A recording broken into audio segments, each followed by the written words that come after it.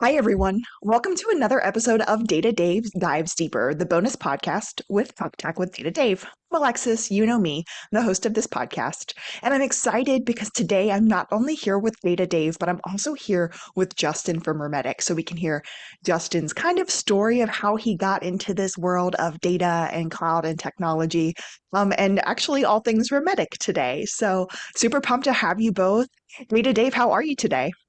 I'm very well, Alexis. How are you? I hope you're very well. I hope you had a great weekend. We did. It was a fun weekend. We got to take my doggy to the dog park. That was real fun. But we're Excellent. not here to talk about my dog because if we were, I would talk about my dog for the rest of the podcast. I would be completely okay with that. I love dogs. And yes, I'm delighted to welcome Justin Rende of Rhymetec. He's the founder of CEO of Rhymetec, and you've been in the industry for a while, and we're excited to hear your story. Again, guys, my name is Justin Rende, and I'm the founder and CEO of Rhymetec. We are a cybersecurity services firm based in New York City. We build and manage InfoSec and data privacy programs for modern cloud-based businesses. We've been around since 2015, and it's just been what I would say 9 years of hyper growth for the past 9 years. So it's an exciting industry to be in, and it's an exciting place to work. And I'm super excited to be a part of all of this. Excellent. That Yeah, sounds extremely exciting. So what got you here? What caused you to start Rhymetec in 2015? Yeah, so it's a long story, I think, and I could go all the way back to my childhood, but I'll kind of give you guys the cliff notes of everything and of how it works. So I worked in technology essentially since I graduated from college and I moved to New York City. That was without dating myself, that was in 2002. And I moved to New York City and I was working for some other consulting companies that were doing mostly software licensing back before the cloud existed. You would have to buy these like large Microsoft enterprise agreements, and they would go and I was actually doing sales for them, and I would go and I'd work with a lot of the businesses based in New York, a lot of law firms, banks, whatnot, working with them on their Microsoft agreements. And I was a younger 22-year-old guy that lived in New York City, and all of my friends at that point in time, they had much what I thought at that point in time were cooler jobs, right? Like they weren't selling Microsoft licensing, they were working in film, or they worked in fashion, or they worked in something that was more kind of what I viewed at that point in time, kind of a New York centric job.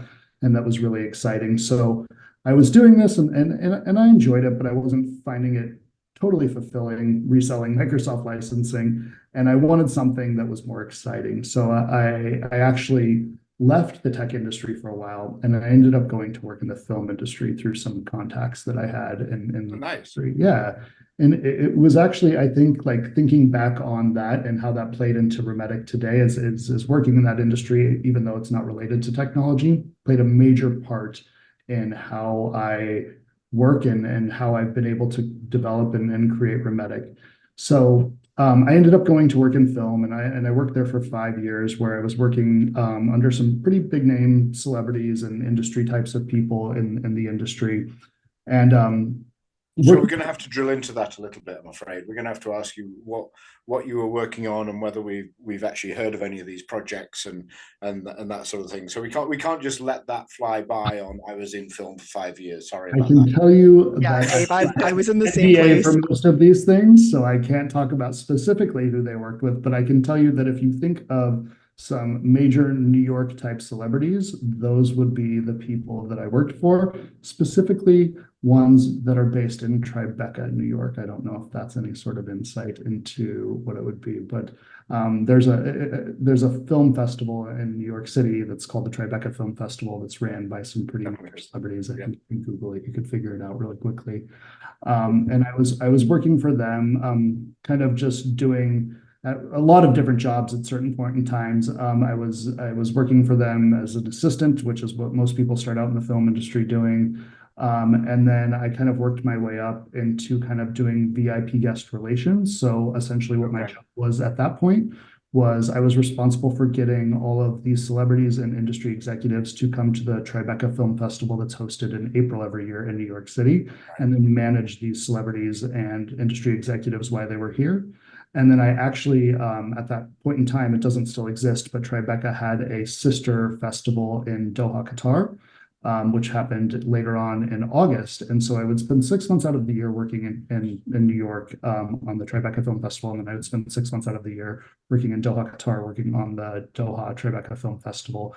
And the job was the same. It was really celebrities, VIP, guest relations, getting them to come to these festivals and then managing them while they were here and managing managing the experience that they had. So I had to kind of make sure that they enjoyed their experience while they were here. So I got to work with the big name celebrities that kind of ran the festival, but then I got to meet a lot of different people from all over the entertainment industry that I would entertain and host when they came to both of these festivals. That sounds so cool.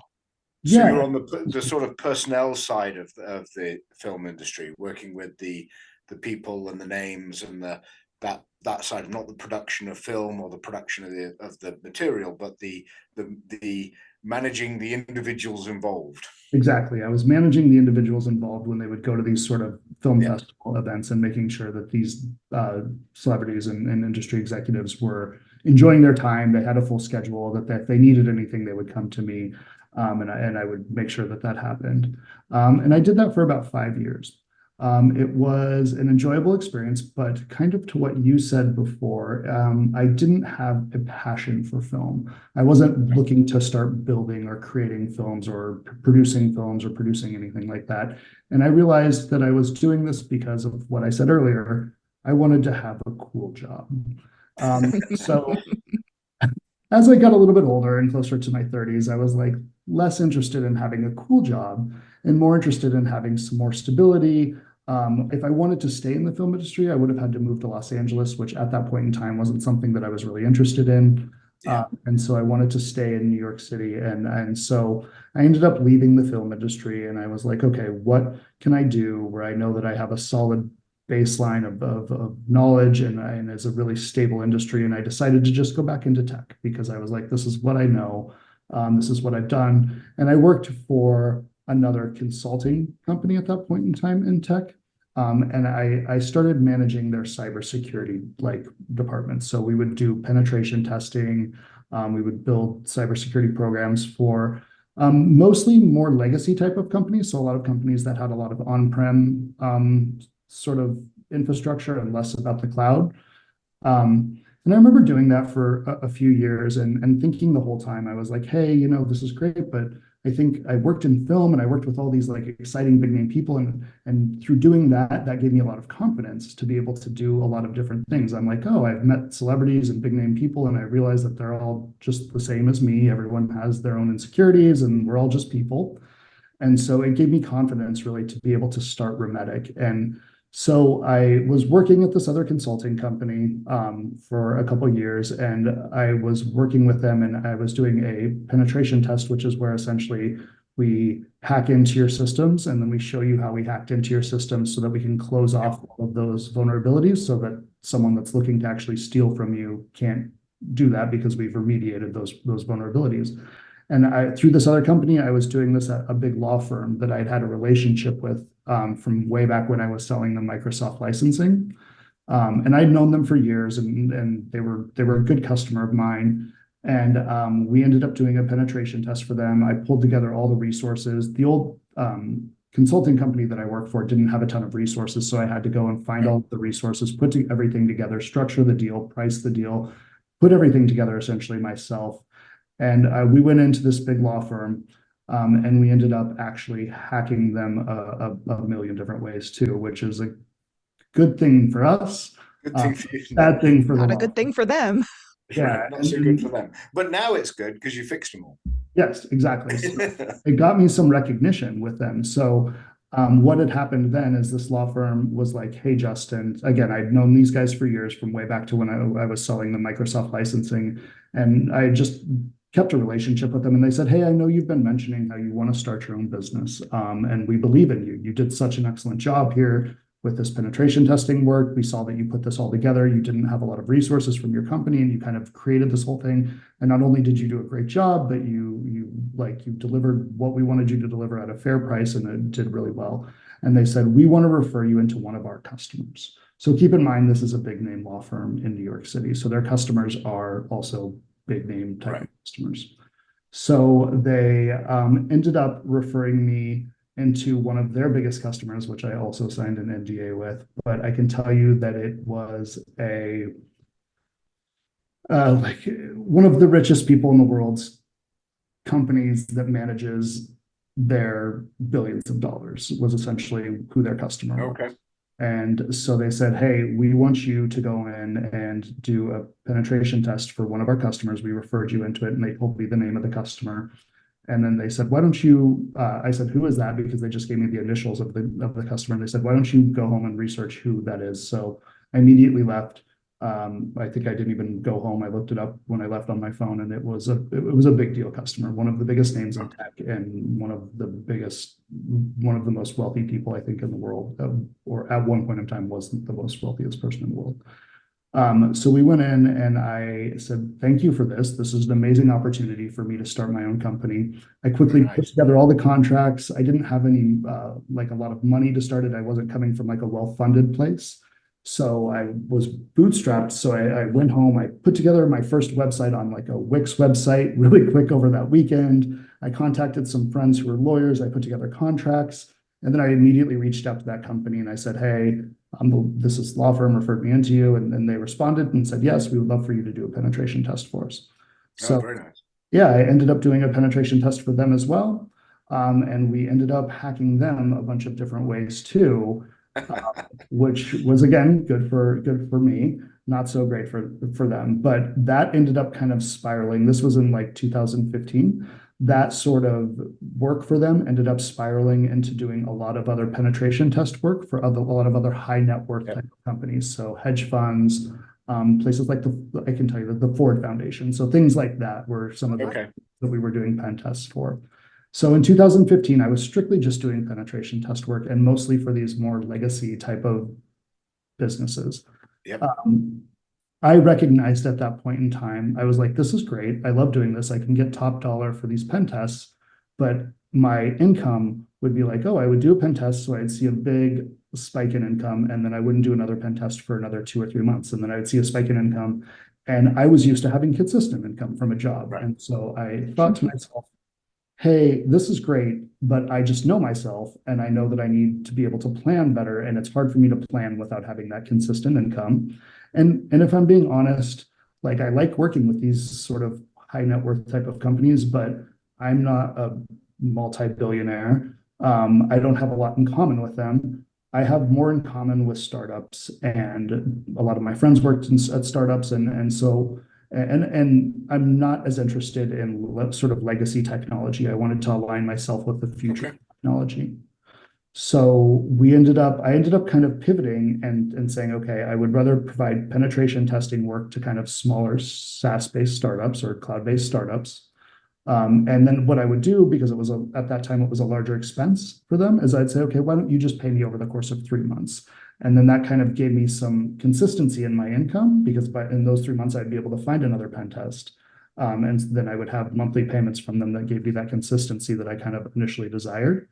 And it ended up during that time period, I realized that these startups had zero security resources. So not only did they need a penetration tester, but they also needed someone to help them navigate SOC 2 or ISO compliance, or frankly, just what are best practices for building InfoSec and data privacy programs? How do you understand these regulations? How do you align with them?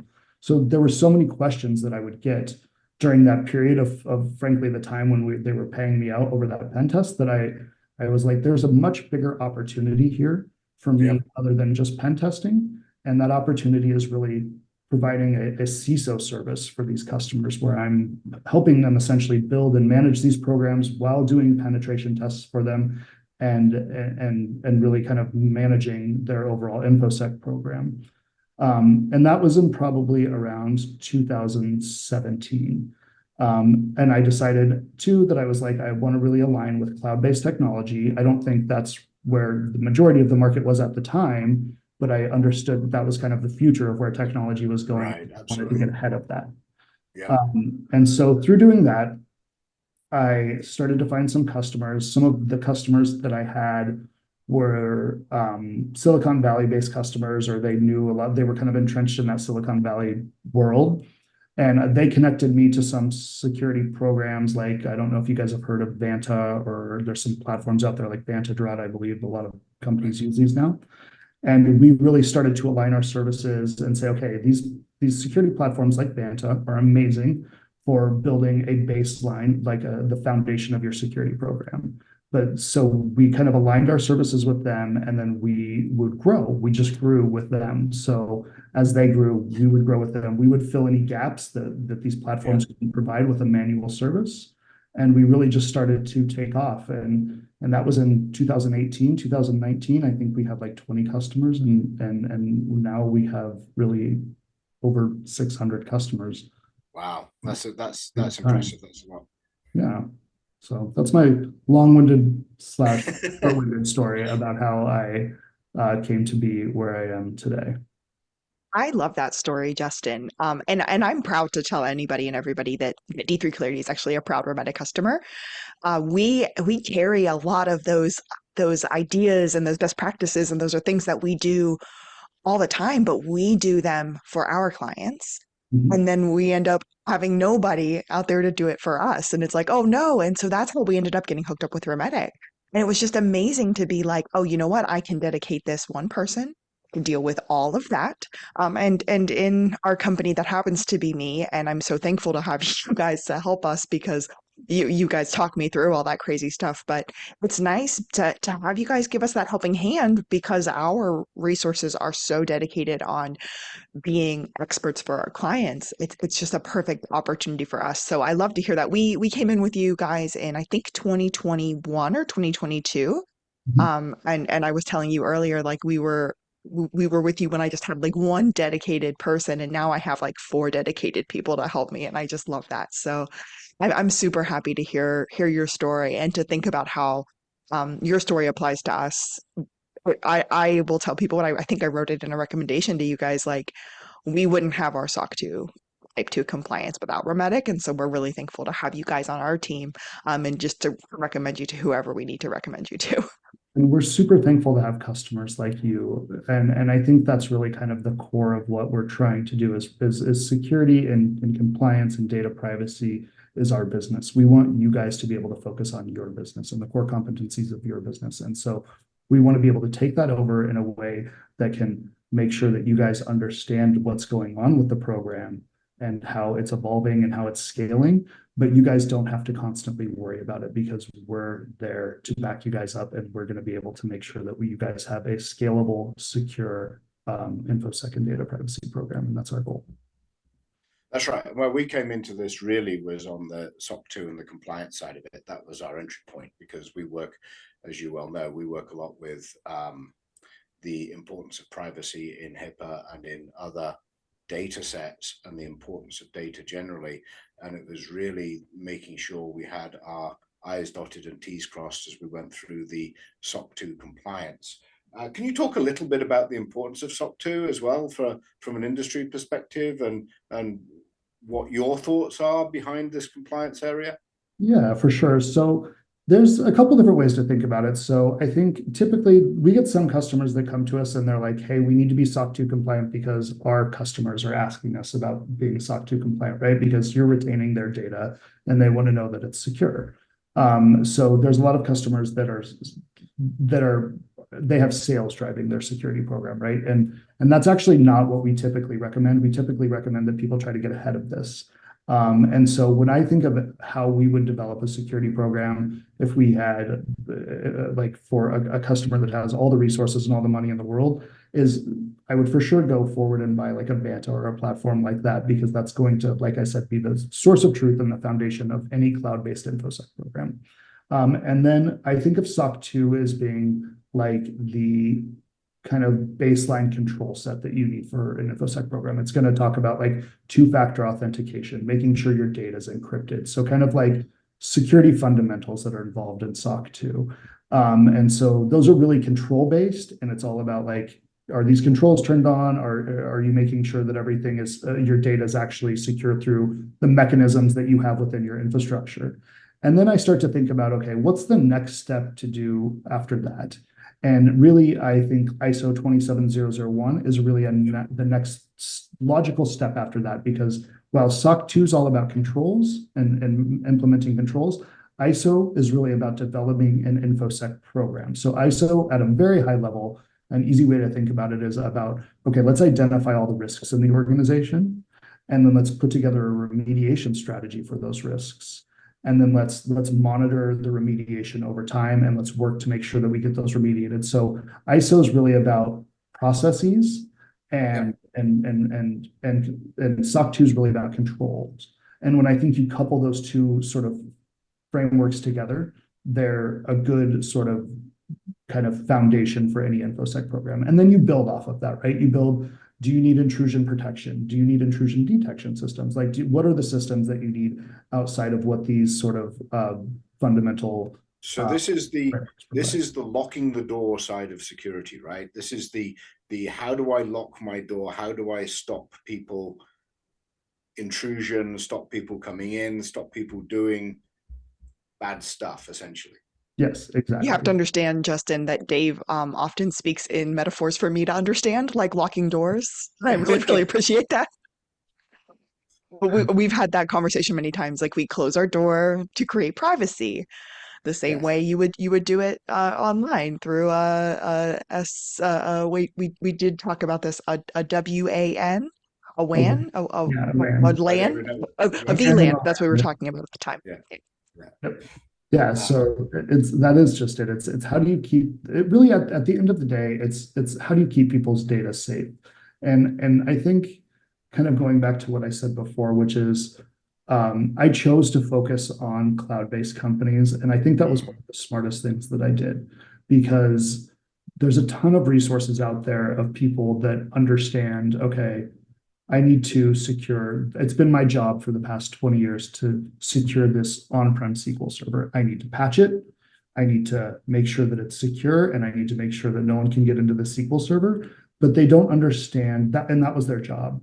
But when you look at cloud-based infrastructure, it's like, okay, you've kind of outsourced that SQL server to AWS, or you've outsourced your infrastructure. And so it's more about like, actually, how do you build a scalable InfoSec program based on that, and less about making sure that your SQL server is constantly patched. And there was a huge knowledge gap in the industry, and there still is today, because a lot of people that were trained on security and cybersecurity were trained on a lot of on-prem stuff, and that's just not the same way that you conduct cybersecurity when you have a cloud-based company. And I can tell you, just like in the experience of working with these kind of more legacy firms where we would do pen tests for them, I think I started out the story saying we would hack all these companies in a million different ways. That doesn't happen when we're in the cloud. It's a totally different thing. And so it's much easier. I think when you look at an on-prem environment, it's easier for hackers to kind of go in and try to hack the actual machines and find a way to break in, find a way to break in through that firewall, through a vulnerability. I think with cloud-based architecture, everything's constantly being updated and constantly being patched, so it's much harder for those malicious adversaries to kind of break in. And so when you're looking at cloud-based architecture, you need to focus on what you're talking about. Access management. What do your employees have access to? Does your employee accidentally take some PII from someone in a system and copy and paste and put that into Slack or something like that? That's not a system that is HIPAA compliant, or that should have that in there. Or it's much easier, I think, for your employees in a cloud-based company to be hacked than it is your machines. So phishing, spear phishing, stuff like that is a much bigger threat for cloud-based companies, I think, than actual hacking of devices like it is in a on-prem environment. Unless, I know you mentioned you're from IBM, unless you have an IBM mainframe, which is basically a rock. No one's ever going to get into an IBM mainframe. How the world turns, right? Yes, they're the most secure things ever. I don't know. I think, and if you're working with like JP Morgan Chase and all these big banks, I'm sure they're still running on IBM mainframes because they're the most secure thing out there.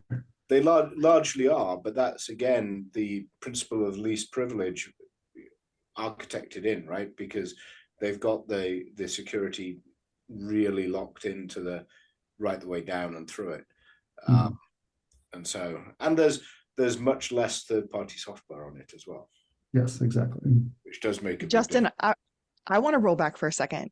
Um, I forgot to warn you before we recorded that I like to ask questions to understand things. So that's my job. So that's what I'm here for. You said phishing and spear phishing. So I've heard of phishing before. I'm sure all of our listeners have heard of phishing before.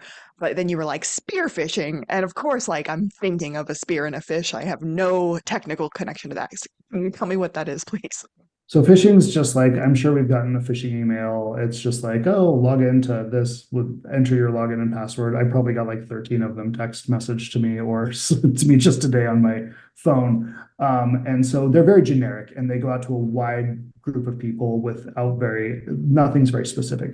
Spear phishing is when you actually have someone that is targeting you. So like they've targeted you or yeah, Alexis. So they're looking up where you went to school, they're looking up where you live, and they're trying to create a customized sort of email or correspondence with you that is more personalized to you. And so it's a little bit trickier, right? It's not just like, oh, click here on this UPS package, this weird link that doesn't have UPS in the URL and enter your credit card information. It could be an email from your school that you went to college to, or an email from even someone you were related to because they took the time to really go through and understand more about you specifically.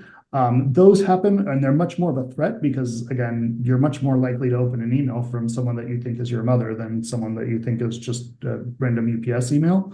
But they're harder to do because they take time. So phishing goes out to a wide cast of people and with the hopes of like someone will just accidentally press this. Spear phishing is a very targeted phishing method against one or two different people. So, Very so clever. I'm gonna follow that with another question around the use of AI and ML from a hacker's perspective and B, a defensive perspective. What thoughts do you have around that, and how is that going to change your position going forwards? So I love this question, and I love that people love to talk about AI. I love people that everyone has all of these like opinions. This is what AI is going to do. This is what's going to happen. And the bottom line is no one knows what's going to happen with AI. Yep. I love that everyone loves, or they just, I think, especially in the whole Silicon Valley world, people just want to talk about AI because then I think investors are like, here, take money from us. Right, exactly. So I think as with anything, what will happen is, yes, of course, with AI, the threats will increase, right? We're going to have a whole new different set of threats from a different world that's AI. But just as we've done in the past before AI, so will our defenses. That's So completely agree. our threats will increase, but we'll be building up defenses to match them. And that's frankly, I think how that's going to work. Do I have a roadmap of what that looks like? No. Does anyone have a roadmap of what that looks like? No. And if anyone tells you they do, they don't. Um, Right.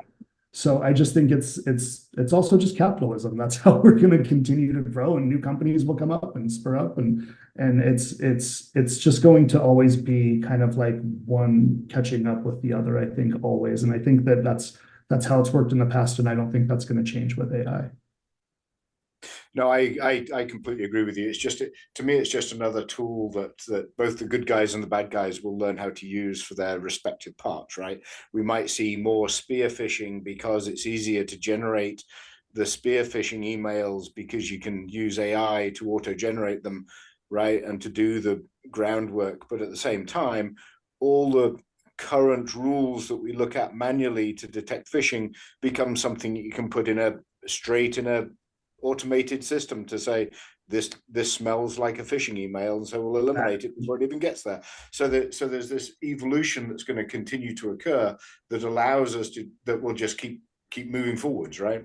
Yep, and that's exactly, that was a perfect example. Is yes, AI will probably be able to craft spear phishing emails a lot quicker, but we'll also be developing with AI the sort of defenses that can detect spear phishing emails a lot better as well. Right, exactly. So the world turns and we stay the same. Yeah. I do love the AI talk and everyone thinking that they know what it is, and it cracks me up because honestly, I mean, no one really knows it. We all know what it does, but no one knows what it's going to do and what the future of it is like at this point in time. And so I think it'll just, to your point, it'll evolve. The world will keep turning, and we'll keep moving forward. Yeah. No, I love this talk about AI. I love the fact that the industry and a lot of people are putting a focus on it, and nobody really knows where it's going. A lot of people are purely speculating and don't really know how it works or how we got here. They are all speculating, but they would like to come across with the confidence like they know exactly what it's going to Right. do. And that's Exactly. I think I diverge from them. I'm happy to admit that I don't know actually what it's going to do. No, I don't either. I certainly don't pretend to. We spend a lot of time making sure the data is good enough for people to actually use it, so you can actually predict and understand what answers you're going to get from it before you ask them, to a certain extent, right? You only get out what you put in. Yep, exactly right. I would love to, if all the stars align, have this conversation again in a year and hear both of your perspectives again on where we're headed with AI and ML, because I'm enjoying listening to the two of you go. Oh no. We'll both But I'd just be like to see robots. if Next year, we'll be robots. It's not even going to be us. Exactly. that's my that's why We'll I'm all be gonna able put a to, reminder in my calendar for a year from now to ask this question again. That's yeah. wonderful. This seems like a Not perfect place though to stop the podcast, to call it a day. Unless there's anything else, Justin or Dave, that you guys think would be kind of pertinent to this conversation that we want to get out there for our listeners to hear. No, I would. The only thing I would say to our listeners is generally the warning that we, or not the warning, but the caution that we've put out there is to be careful and be cautiously optimistic. We are moving forward. The industry is moving forward. We got people like Justin protecting the industry and protecting people's behavior. Interests online. We've got people like us and like D3 Clarity, where we are focused on the data and making sure that the data is accurate, it is honest, and it is protected in a way that gives you confidence that your data is being used appropriately. And then Justin coming in and saying, not only is it being used appropriately, it's being protected appropriately as well from inappropriate action and theft and various other things. And I think that's a tremendously strong message to leave on, that even as we put more data out there, and even as these technologies, AI, ML, and whatever comes next starts to evolve and move forwards, there is this arms race going on that is making sure that whatever data we put out there is being used appropriately, it's being put there appropriately, it is accurate, it is honest, and then it's also being protected, not only at the technical layer of firewalls and locking doors and various other things, but also at the process layer of how do people behave with that data as well, to prevent insider attacks and other things down that path. And I think that's a great message to leave on and set people's minds at least a little bit at rest. Yeah, I would echo that. I agree with you, Dave. I think like you're absolutely right. And I think working like this podcast is great. I think working with companies like D3 Clarity is a joy for Rhymetec, and I hope that you guys feel the same way. And yeah, I really appreciate you guys having me on. Okay. Thank you very much. Thank you, Justin. Thank you. Justin, thank you so much for being with us today. Data Dave, appreciate you as always. To our listeners out there, if you have a question for Data Dave, don't forget to send it to us at talktech@d3clarity.com. Or if you'd be interested in joining us for one of these Data Dave Dives Deeper episodes, you can always reach out to us at that same email or on our website at d3clarity.com. I know I've said it before. I'm going to say it again. Don't worry. So, Dave, Justin, again, thank you so much for joining us today. I think this was an awesome conversation. If you have a question for Data Dave, reach out to us via email at talktech@d3clarity.com. We'll be happy to answer your questions in the podcast. Thanks. This podcast has been brought to you by D3 Clarity. No one has time or patience to fix all of their data and infrastructure problems. D3 Clarity helps some of the world's most recognizable brands take the right action to turn their information into strategic profit making.